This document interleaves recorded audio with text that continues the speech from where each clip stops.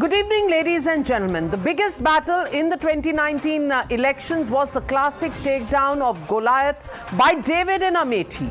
With a vote share of 49.7%, Smriti Irani trounced Rahul Gandhi from the Gandhi bastion. Between 1967 and 2019, the Congress has won this seat alone 11 out of 14 times. But in 2019, Rahul Gandhi lost it to Smriti Irani by 55,000 votes.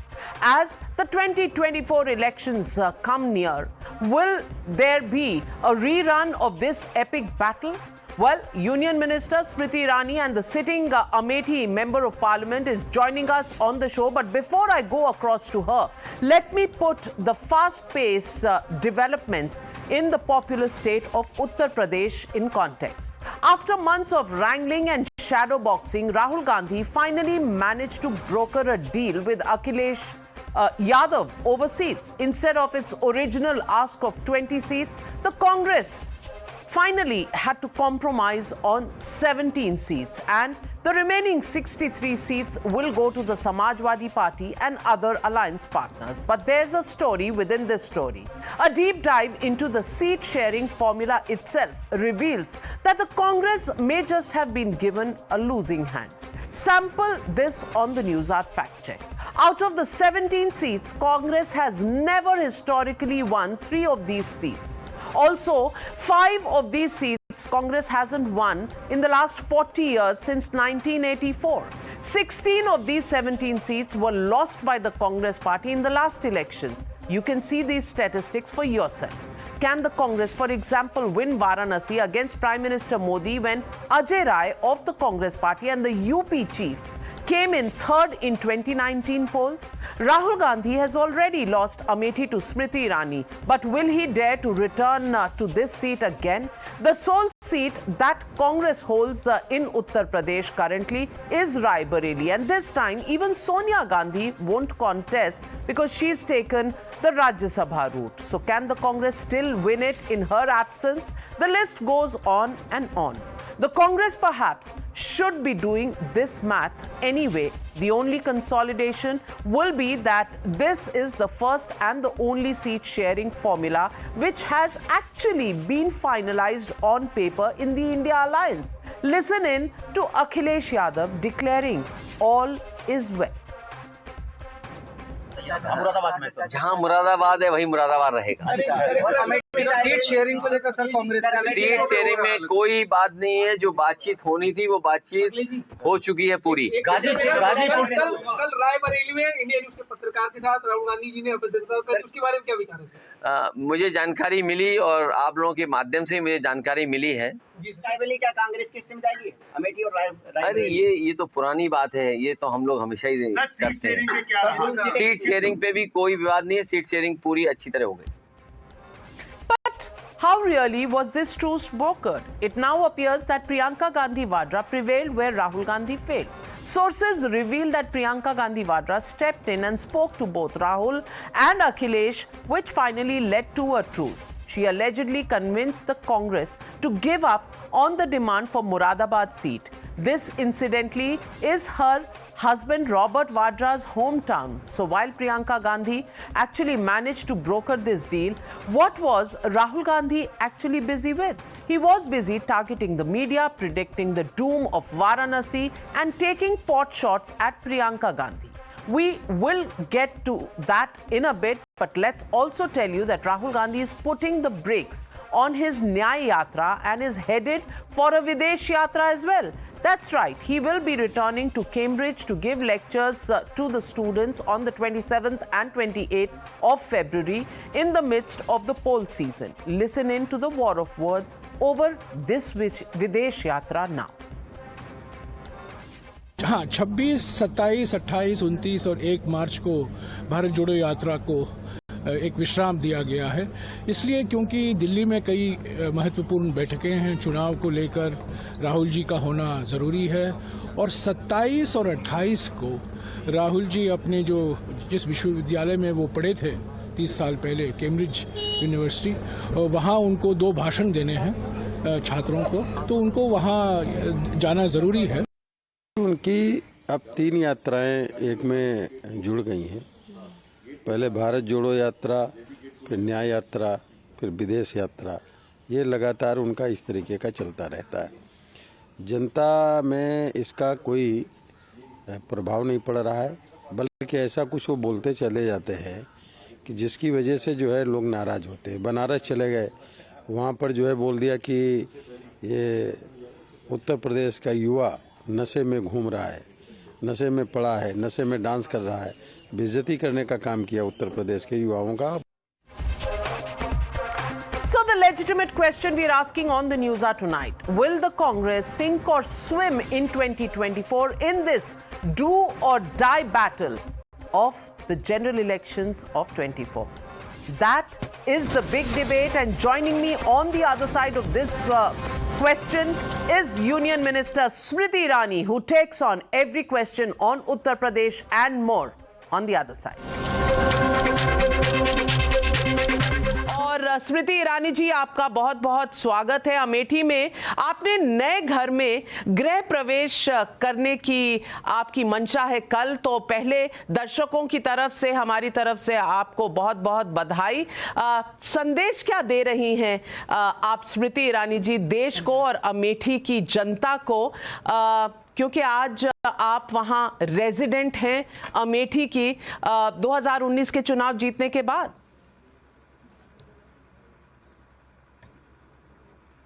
Navika जी, मैंने 2014 में जब पहली बार अमेठी में BJP की प्रत्याशी के नाते पहली बार चरण रखा था यहाँ पर, तब जनता की एक पुकार थी, एक गुहार थी कि अमेठी के इतिहास में कभी भी उन्होंने अपने सांसद को चुनाव छोड़ कभी नहीं देखा था, कि रोजमर्रा की चुनौतियों से जब उनको जूझना पड़ता तो समाधान के लिए सांसद मिले नहीं मिलता था। और साथ ही 2019 के चुनाव में अमेठी की जनता ने मुझसे एक वादा लिया था कि दीदी आप यहाँ घर एक ज़रूर बनाएंगी। तो हाँ, मुझे आज इस बात की खुशी है कि अपने उस चुनावी वादे को भी मैं पूरा कर पाई हूँ, और आपका आभार मैं व्यक्त करती हूँ कि आपने मुझे इसके लिए शुभकामनाएं दी हैं। बिल्कुल, और वो आपके घर में जो इस वक्त हमें प्रकाश दिख रहा है, लाइटें दिख रही हैं, वो दिखा रही हैं कि आपकी एक सांसद और एक रेजिडेंट ऑफ अमेठी होने के नाते जो आप लोगों के बीच वहां रहने जा रही हैं, ये एक बड़ा संदेश है। लेकिन पिछले 3 दिनों से अमेठी रायबरेली के इलाके में बड़ी हलचल है। मैं रह तो पहले से ही रही थी, नाविका जी मैं 10 साल से यहाँ रह रही थी, बस किराए के कमरे में अथवा किराए के गेस्ट हाउस में। तो एक ही कमरा था, हम सब कार्यकर्ता जहाँ जहाँ संभव हो रहा था वहाँ वहाँ किराए का कोई कमरा, किराए का कोई घर ले रहे थे। अब ये घर मात्र मेरा घर नहीं है, इसमें भारतीय जनता पार्टी के जितने भी कार्यकर्ता हैं जो काम करते हैं मेरे साथ, उनके लिए भी अगर आशियाँ नहीं है तो वो इसी घर में हम सब संघ जो काम करते हैं वो यहाँ पर एक एक अपना आश्रय ढूंढ रहे हैं। तो मात्र मेरा नहीं है, मेरे जो राजकीय परिवार का एक हिस्सा है, उनका परिवार का घर है ये। जहाँ तक कि हलचल की आप बात कर रही हैं, पता नहीं आप किस ओर इशारा करना चाह रही हैं, क्योंकि जिनका इंतजार आपको था कि चल के निकलेंगे अमेठी से, वो तो 80-90 की स्पीड से गाड़ी दौड़ा कर गए। जो लोग इस इलाके की भूगोल से वाकिफ है, ज्योग्राफी से वाकिफ है, वो जानते हैं कि शायद पहली बार ऐसा हुआ है कि कोई गाड़ी से यात्रा निकाल रहा था, लेकिन सड़कें इतनी सुनसान उन्हें अमेठी में मिली कि वो फिर सुल्तानपुर से फुर्सतगंज अमेठी हेलीकॉप्टर से आए, फिर तेज गाड़ी चलाते हुए बिना किसी से मिले सीधा रायबरेली गए। और मुझे लगता है रायबरेली में भी कुछ इस्तकबाल उनका जो स्वागत है, जो उनकी मंशा थी, अपेक्षा थी, उतनी नहीं हो पाई। वहां पर भी लोगों का जमावड़ा उन्हें नहीं दिखा। स्मृति जी, भारत जोड़ो यात्रा में अमेठी, रायबरेली और इस बार तीसरी बार थी चुनाव हारने के बाद जो राहुल गांधी वहां आए, लेकिन कोई अनाउंसमेंट नहीं आई। जयराम रमेश जी ने जरूर कहा, उन्होंने आपका चैलेंज सुना, स्वीकार किया और कहा कि अगर राहुल गांधी की मंशा होगी, अगर वो तय करेंगे तो वो जरूर अमेठी लौटेंगे। आपको लगता है राहुल गांधी इस बार अमेठी से चुनाव लड़ेंगे? देखिए नाविका जी, सबसे पहले तो मैं आपको बता दूं, चुनौती मैंने राहुल गांधी को दी थी, जवाब जयराम रमेश दे रहे हैं। और शायद यही राहुल गांधी के नेतृत्व का, अगर मुझे अनुमति हो तो कहूं, पहला फ्लॉ है कि वो सीधा संवाद नहीं करते उनसे भी जो उनके संरक्षक हैं, समर्थक हैं, और उनसे भी जो उन्हें चुनौती देते हैं। एक नेता जब सीधा संवाद करने में अक्षम हो, एक नेता जिसको सहारे की जरूरत हो अपने उस क्षेत्र में जो 5 दशक से उसके परिवार का गढ़ रहा हो, एक नेता जो 5 दशक के गढ़ में जब आता है तो जनता तो छोड़ दीजिए, किसी ने आज तक प्रश्न नहीं किया कि अमेठी में कांग्रेस का कार्यकर्ता कहाँ था। तो जिस नेता ने अपने कार्यकर्ताओं को त्याग दिया, जिस नेता ने अमेठी को छोड़ दिया, अमेठी ने इस बार उस नेता को छोड़ दिया, तो इसमें आश्चर्य की क्या बात है। तो मैं पुनः कहती हूँ कि मैंने राहुल गांधी को चुनौती दी थी, लेकिन उनके प्रॉक्सी जयराम रमेश बोल रहे हैं।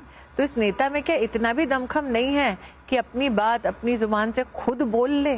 तो जो खुद के लिए बोल नहीं सकता वो दूसरों की आवाज कहाँ से बनेगा?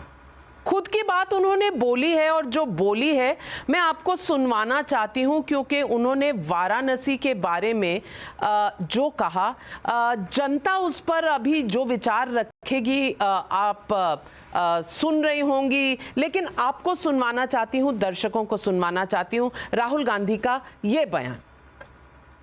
वाराणसी में देखा मैंने, रात को बाजा बज रहा है, ठहर जा, बाजा बज रहा है, वहां पे शराब पिए, यूपी का भविष्य रात को शराब पिए नाच रहा है, डांस कर रहा है। राम मंदिर खुलता है, राम मंदिर में आपको नरेंद्र मोदी दिखेगा, आपको अंबानी दिखेगा, आपको अदानी दिखेगा, आपको एक पिछड़ा नहीं दिखेगा, आपको एक दलित नहीं दिखेगा, आपको एक आदिवासी नहीं दिखेगा। क्यों नहीं? ये वो आपकी जगह नहीं भाई और बहनों, आपकी जगह सड़कों पे भीख मांगने की है। उनका काम पैसा गिनने का है। स्मृति जी, राहुल गांधी का मैसेज क्या है, वो कहना क्या चाह रहे हैं? गुस्से में बहुत नजर आ रहे हैं। देखिए, अगर आपको विश्लेषण करना पड़ रहा है कि वो कहना क्या चाह रहे हैं, इसका मतलब उनके कहने की क्षमता पे भी एक प्रश्न चिन्ह है। लेकिन नाविका जी, जो ये कह रहे हैं, अंग्रेजी में एक वाक्य में अगर आपकी अनुमति हो तो कहूँ, he positions himself to be politically sane but he is actually institutionally very erratic. कोई भी सभ्य समाज में भले ही आप प्रतिद्वंदी हो राजनीति की दृष्टि से, लेकिन कभी भी किसी के आराध्य पर इस प्रकार की तीखी प्रक्रिया नहीं करते। काशी में महामहिम राष्ट्रपति जी का जब संबोधन हुआ देश की संसद को, तो ये जनता के सम्मुख आंकड़ा प्रस्तुत हुआ कि काशी कॉरिडोर के माध्यम से 8 करोड़ हिंदुस्तानी दर्शन के लिए आए। हमारे आराध्य पर टिप्पणी करना, ओछी बातें कहना, ये नया नहीं है गांधी खानदान के लिए। हमारे देश में एक प्रथा रही है कि मंदिर से जब बुलावा आता है तो कोई उस बुलावे को ठुकराता नहीं है। इनफैक्ट हमारे संस्कार ये कहते हैं कि आपके उच्च कोटि के भाग्य के कुछ रतन होंगे कि आपको प्रभु के घर से बुलावा आता है। ये हमने शायद सार्वजनिक जीवन में पहली बार देखा कि एक खानदान न सिर्फ प्राण प्रतिष्ठा का न्योता ठुकराता है, बल्कि उसके ठुकराने की पूरी प्रतिक्रिया और प्रक्रिया को प्रेस विज्ञप्ति के माध्यम से जाहिर करता है। राम के खिलाफ जो इन्होंने अपशब्द कहे, राम लल्ला भव्य मंदिर में विद्यमान हो, जिस प्रकार की उचित टिप्पणियां इन्होंने की, अब काशी पर इनका प्रहार हो रहा है। मैंने पहले भी आपके चैनल पर कहा था, द्वेष इनको मोदी के प्रति है, ये देश का अपमान करते हैं। अब मोदी के प्रति इनको घृणा है, लेकिन अब घृणा हिंदू समाज और हमारे भगवान के खिलाफ वो दिखाते हैं। जहां तक कि उनको ओबीसी या पिछड़ा नहीं दिखा। नरेंद्र मोदी किस वर्ग के हैं? आदिवासी समाज की बात करते हैं राहुल गांधी। जब भारतीय जनता पार्टी ने जनजातीय समाज के गरीब बेटी को महामहिम राष्ट्रपति के पद के लिए उम्मीदवार के रूप में प्रस्तुत किया, तब कांग्रेस के नेताओं ने इतनी घटिया टिप्पणी की थी द्रौपदी मुर्मू जी के लिए। राहुल गांधी तब क्यों नहीं बोले? क्यों उन्होंने तब जनजातीय समाज की एक महिला उम्मीदवार के खिलाफ अपनी ओर से एक प्रतिद्वंदी खड़ा कर दिया। आज मैं आपको करबद्ध निवेदन करती हूँ, आप राहुल गांधी की पॉलिटिकल जर्नी को एक बार देखिए, विशेषतः ये जो यात्रा निकालने की बात कर रहे हैं उस यात्रा को देखिए। इस यात्रा में उत्तर प्रदेश में आपको क्या दिखा? अखिलेश यादव एक बार भी इस यात्रा से नहीं जुड़े। इस यात्रा में आपको राहुल गांधी का एक नया चेहरा क्या दिखा कि उनकी फ्रस्ट्रेशन की इतनी सीमाएं पार हो रही हैं कि अब वो कोई भी ऊंची बात कहने को तैयार है क्योंकि वो झल्ला चुके हैं।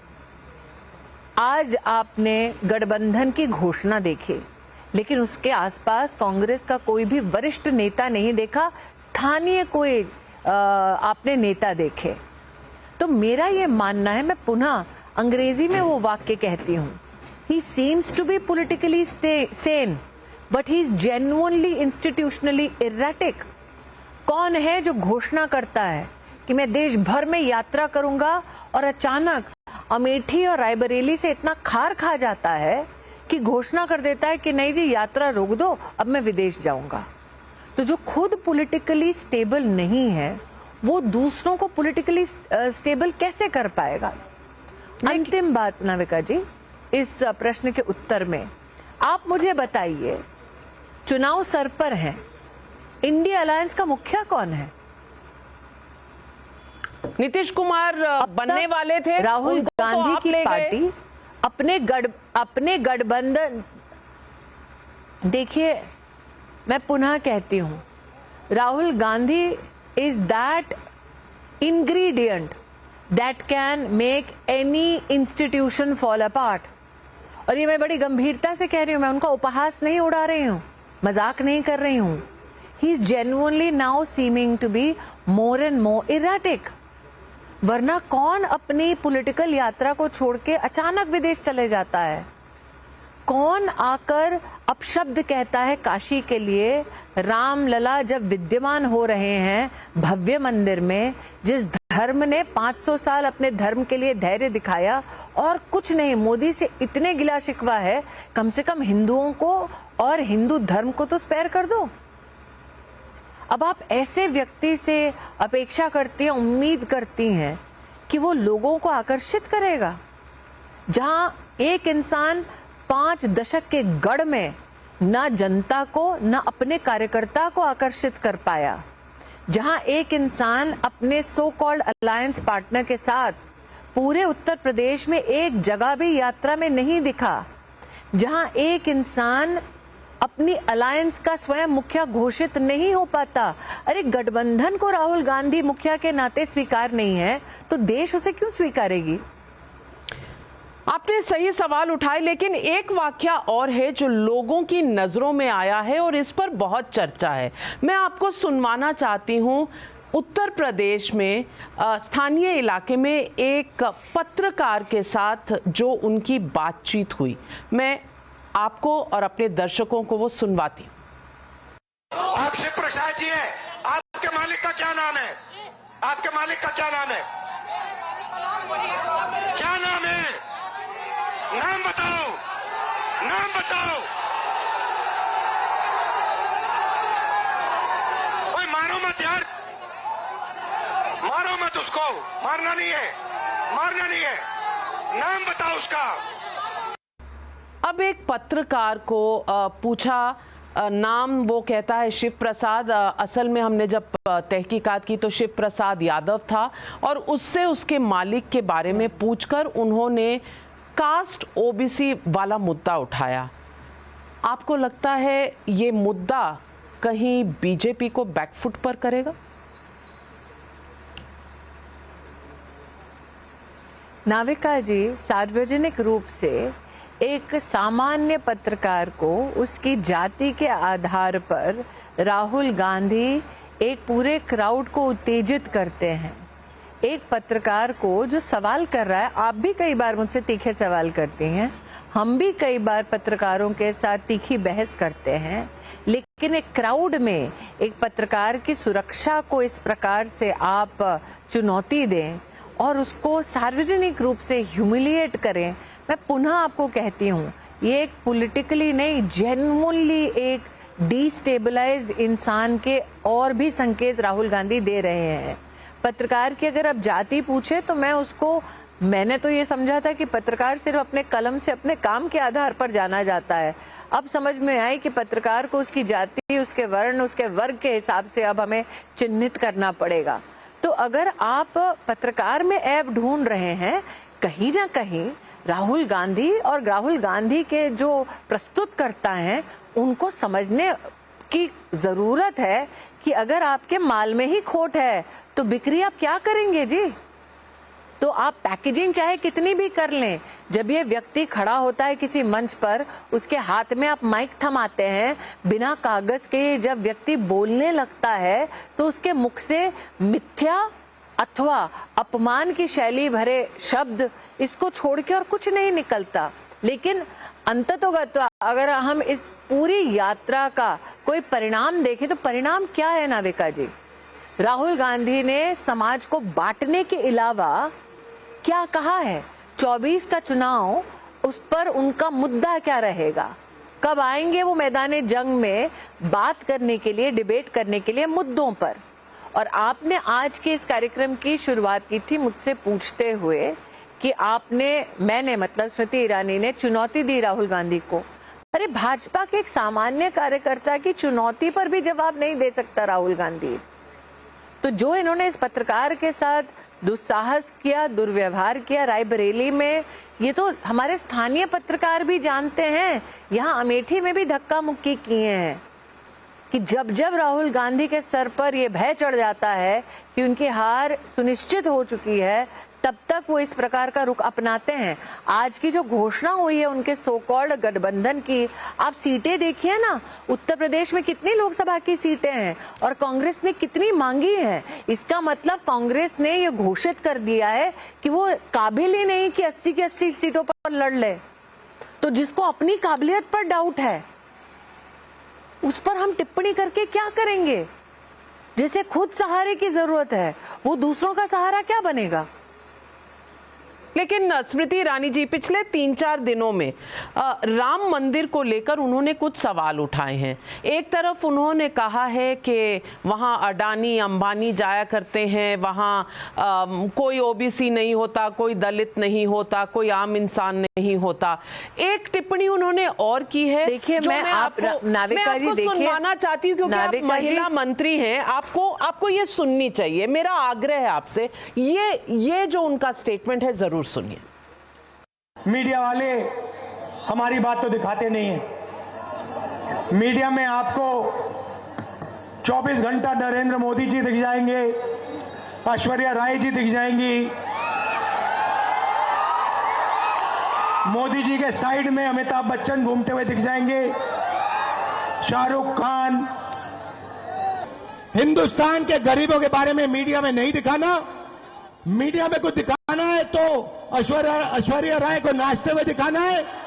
मान लो यहां पे लोगों ने मन बना लिया इसकी जेब काटनी है, पहला काम क्या करेंगे?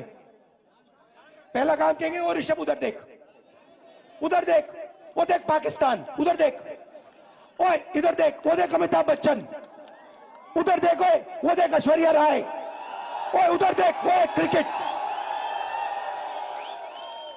पहला काम ये। फिर ऋषभ सिंह उधर देखेगा, उधर देखो, ये पीछे से बंदा आएगा जेब काट लेगा। मैं पूछना चाहती हूँ, ऐश्वर्या राय जी तो थी भी नहीं 22 जनवरी की प्राण प्रतिष्ठा में। घटिया नहीं घटिया नाविका जी, जेन्युइनली घटिया।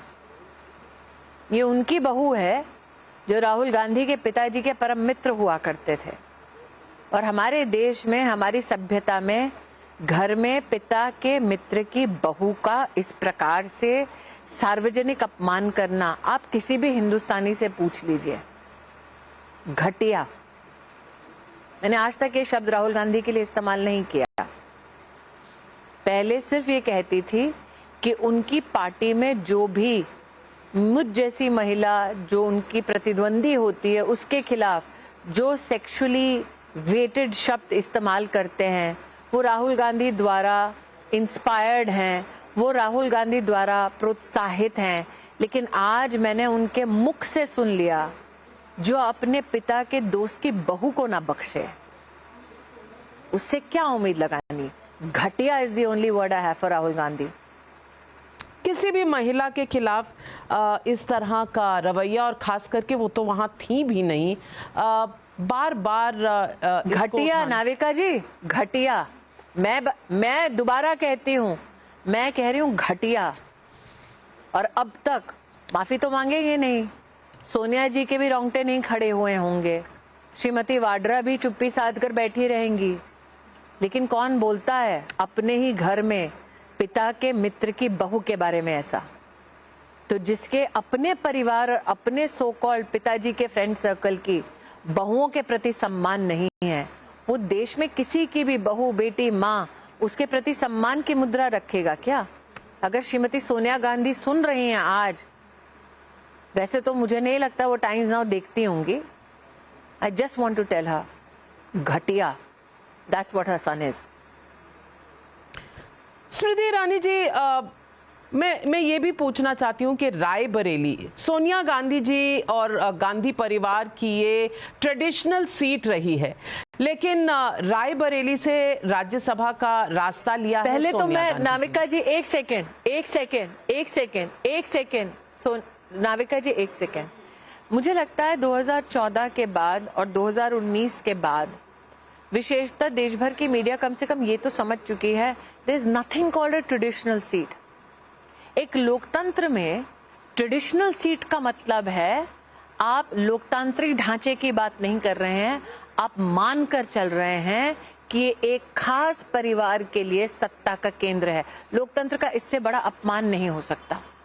जहां तक कि सोनिया जी की बात है, क्योंकि मैं रायबरेली में दिशा कमेटी की चेयरपर्सन हूं और वहां का हाल ही में सहकारिता कोऑपरेटिव का चुनाव हम ही लोगों ने जीता है, और आज सलोन विधानसभा में जो जनपद रायबरेली का हिस्सा है लेकिन लोकसभा अमेठी है, तो हमसे सटा हुआ, और मैं उस जनपद में काम करती हूँ। मैं इतना कह दूं कि अगर सोनिया जी इस वक्त आती चुनाव लड़ने तो हार जाती। लोगों ने बहुत लिहाज किया कि वो उम्र दराज हैं, लोगों ने बहुत लिहाज किया कि राजीव जी के परिवार की हैं, उनकी पत्नी हैं, लोगों ने बहुत इंतजार किया, लेकिन कहीं ना कहीं रायबरेली के लोगों के मध्य में ये प्रश्न उठता था कि आज आप हमको हेल्थ का, उम्र का आप हमको बतला रहे हैं कारण, लेकिन ये सारी बाधाएं तब नहीं आ रही थी जब देश के अलग अलग प्रांतों में गांधी परिवार घूम रहा था अपनी राजनीति के लिए। ये सारी चुनौतियां तब नहीं आ रही थी जब गांधी खानदान विदेश यात्रा कर रहा था या स्थानीय इलाकों पर अपनी छुट्टियां मना रहा था। ये बाधाएं तभी क्यों आती हैं जब जनता के मध्य में जाकर काम करना होता है। तो मुझसे उम्र में बड़ी हैं सोनिया जी, इसलिए मैं कोई ऐसी व्यक्तिगत ओछी टिप्पणी नहीं करना चाहूंगी, लेकिन निश्चित रूप से उनको इस बात का कहीं ना कहीं संकेत मिल गया था कि इस बार वो चुनाव हारने वाली है, और जीवन के इस पड़ाव में ऐसी शर्मनाक हार पॉलिटिकली उनके पूरी इमेज को डिस्ट्रॉय कर सकती है, इसलिए सेफ एक उन्होंने शायद ऑप्शन लिया है। ये उनका लोकतांत्रिक अधिकार है, इस पे मुझे कुछ बोलना नहीं है। लेकिन आज मैं यहाँ आते आते एक सूची देख रही थी जो इन लोगों ने प्रेषित की है, जहां पर ये लड़ना चाहते हैं। मैं तो कहूंगी आप अगर इसके ऊपर रिफ्लेक्ट करें नाविका जी, तो आप अखिलेश यादव की तेज तरह राजनीति देख सकती हैं। इस पूरी सूची में सबका ध्यान अमेठी रायबरेली में गया है। अब अमेठी की अगर आप बात करें, साल 2014 में अमेठी में मुझे 34% वोट मिला था, 2019 में 49% हो गया वो वोट, 15% जंप किया हमने, जबकि राहुल गांधी 3% घटाए अपना वोट, और वो कांग्रेस के मात्र कैंडिडेट नहीं थे, वो अलायंस के कैंडिडेट थे। तो आज जो अलायंस की इतनी चर्चा हो रही है, उसको हमने अमेठी में 2019 में हराया है। लेकिन जो बढ़ चढ़ के बातें करते हैं कि राहुल गांधी लड़ लेंगे, मैं उनसे कहना चाहती हूँ कि साल 2022 में जब यहाँ पर उत्तर प्रदेश में विधानसभा का चुनाव हुआ था, तब पूरी अमेठी लोकसभा कॉन्स्टिट्यूएंसी में कांग्रेस का वोट गिन लीजिए, 5 विधानसभा में से 4 में जमानत जब्त हुई थी, और जो एक में आए हैं 66,000 वोट। पूरी लोकसभा के अगर आप कांग्रेस के वोट गिन लीजिए नाविका जी, तो आज उनका टोटल लोकसभा कॉन्स्टिट्यूंसी में वोट 1,42,000 ही है। तो जो 1,40,000 वोट रखता है अमेठी लोकसभा क्षेत्र में, वो क्या डींगे हाँक रहे हैं। महाराजगंज की चलिए बात करिए। महाराजगंज में 2019 में कांग्रेस को कितने परसेंट वोट मिले? 5%। बीजेपी को 59% मिले थे। बुलंदशहर में कांग्रेस को कितने परसेंट वोट मिले? 2%। बीजेपी को 60% वोट मिले थे। मैं तो कहती हूँ कि पूरे खेले में अखिलेश जी ने चतुराई दिखाई है। वो सारी सीटें दे दी जहां पर उनकी जमानतें जब्त हुई हैं। बिल्कुल, कांग्रेस ने और एक और बार फिर 24 में जमानत जब्त कराओ। सहारनपुर, प्रयागराज, अमरोहा, बुलंदशहर, इन सीटों पर और देवरिया और सीतापुर में पिछले 40 सालों से तो कम से कम कांग्रेस नहीं जीती, और 17 में से तो 6-7 सीटें यही हैं। बाकी वो कई सीटें हैं जो 2009 के बाद नहीं जीती, कोई 2004 के बाद नहीं जीती। लेकिन लेकिन एक और दूसरी बात नाविका जी चाहती हूँ। नहीं नाविका जी, एक बात और। लोकसभा का चुनाव नहीं नाविका जी, एक चीज और जी। नहीं, एक चीज और लोकसभा के संदर्भ में ही बोल रहे हो। अब आपने ये तो विश्लेषण कर लिया कि जिन सीटों पे जमानत कांग्रेस की जब्त होने वाली है, वहां जानबूझकर सपा ने उनको टिकट या सीट छोड़ने की बात कही है। दूसरी बात, आपको अटपटा नहीं लगता कि 2 दिन से ये अटकलें चल रही थी कि अखिलेश जी यात्रा में जुड़ेंगे, नहीं जुड़ते, आज अचानक ही अलायंस अनाउंस हो गया। इसका मतलब राहुल गांधी का साथ भी अखिलेश जी को फिजिकल प्रेजेंस मंजूर नहीं है। ऐसा क्या हुआ 24 घंटे में? किसकी बात हुई, किसका फोन आया कि जो राहुल गांधी कन्विंस नहीं कर पा रहे थे, सोनिया गांधी कन्विंस नहीं कर पा रही थी, ऐसा क्या हुआ कि अखिलेश जी ने कहा चलिए छोड़िए 17 सीटें दे देते हैं हार जाने के लिए। तो पुनः कहती हूँ बड़ी विनम्रता से कि जो 80 की 80 सीटों पे लड़ नहीं सकते, किस बात के डींगे हाँक रहे हैं? सवाल एक और भी राहुल गांधी ने उठाया है कि आपका जो केंद्रीय सरकार का जीएसटी का निर्णय है वो गरीबों पर किस तरह से इम्पैक्ट कर रहा है। ये भी उन्होंने अपने मुद्दे उठाए जब उत्तर प्रदेश में उन्होंने दौरा किया भारत जोड़ो यात्रा का। माफ कीजिएगा, छत्तीसगढ़ में। सुनवाती हूँ आपको। देखिए नाविका जी, मैं एक बात कहूं, सुन लीजिए क्योंकि आपको समझने में शायद नाविका जी मैं एक बात कहूं, नहीं सुन लीजिए, मैं सुनने से पहले एक बात कहूं नाविका जी, मैं एक बात कहूं नाविका जी, सुनने से पहले एक बात कह लूं। बिल्कुल, अगर राहुल गांधी 10% भी आपकी तरह बोल पाता ना, तब कोई राजनीतिक चर्चा में मुझे बोलने का कोई मुझे औचित्य दिखता। जितना आप बोल पाई हैं सवालों के माध्यम से, उतना राहुल गांधी 15 साल में अपनी राजनीति में नहीं बोल पाए। अब मैं पहले ही बॉयकॉटेड हूँ, आप मुझे और क्यों बॉयकॉट करवा रही हैं स्मृति जी? अब मैं आपसे हाथ जोड़कर विनम्र निवेदन करती हूँ, मुझे और बॉयकॉट मत करवाइए। लेकिन राहुल गांधी की ये बयान को जरूर सुनिए। अग्रवाल जी बड़ी सुंदर टी शर्ट पहनी है, बताओ भैया कितने की खरीदी? कितने की खरीदी टी शर्ट? 1,000 रुपए की इन्होंने ये सुंदर टी शर्ट खरीदी। अब अग्रवाल जी, ये आपने 1,000 रुपए की शर्ट खरीदी है ना? खरीदी या गिफ्ट दिया किसी ने? खरीदा। इसमें आपने जीएसटी कितनी दी? नहीं, दुकानदार जाने ना भाई, आपने दी है। 18% आपके जेब में से जीएसटी निकली, आपको पता भी नहीं लगा। ठीक है, अगर गौतम अदानी यही शर्ट खरीदता, कौन सी दुकान में खरीदी? अंबिकापुर में वो आएगा तो है नहीं, उस दुकान में जाएगा नहीं। मगर अगर मान लो वो जीएसटी कितनी देगा? उतनी ही देगा जितनी आपने दी। आपकी आमदनी कितनी है? 50,000। अदानी की आमदनी कितनी है?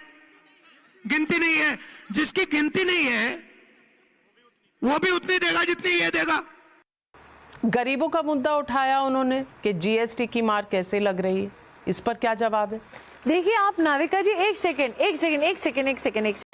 नहीं, गरीब का मुद्दा नहीं उठाया। जिस अग्रवाल जी से पूछे थे वो कह रहे थे मैं 50,000 रुपए कमाता हूं, तो गरीब नहीं है, पहला तो। दूसरा, ये क्या राहुल गांधी कहना चाह रहे हैं कि जिसकी जितनी आमदनी है उसका उतना टैक्स है? कि टी शर्ट को बेचने से पहले दुकानदार को पूछना चाहिए, भाई साहब आपकी आमदनी क्या है? 50,000। आपकी आमदनी कितनी है? 10,000। आपकी आमदनी कितनी है? 1,00,000 रुपए। तो फिर 10,000 वाले को कितने में वही टी शर्ट बेचोगे? उसका इनपुट कॉस्ट जो है क्या वो बदल जाएगा? मतलब आप चाहती है मैं राहुल गांधी की बेतुकी बातों का बार बार जवाब देती रहूं? किसी दिन उनका जीएसटी 18% हो जाता है, किसी दिन उनका जीएसटी 28% हो जाता है, किसी दिन उनका जीएसटी 16% हो जाता है। मतलब मुझ पे भी थोड़ा रहम कीजिए। स्मृति ईरानी जी, आपको लगता है राहुल गांधी क्या चाहते हैं? मुझे ऑल्टरनेटिव बताइए ना।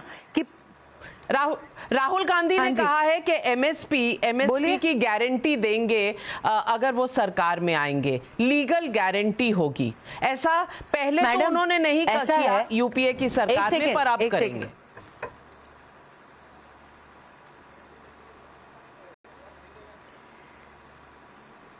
नाविका जी, मैं पुनः कहती हूँ, पहले अगर वो एमएसपी ऑपरेशन का पूरा विवरण दे दे तो मैं अपना नाम बदल लूंगी। मैं निश्चित रूप से आपको कह रही हूं,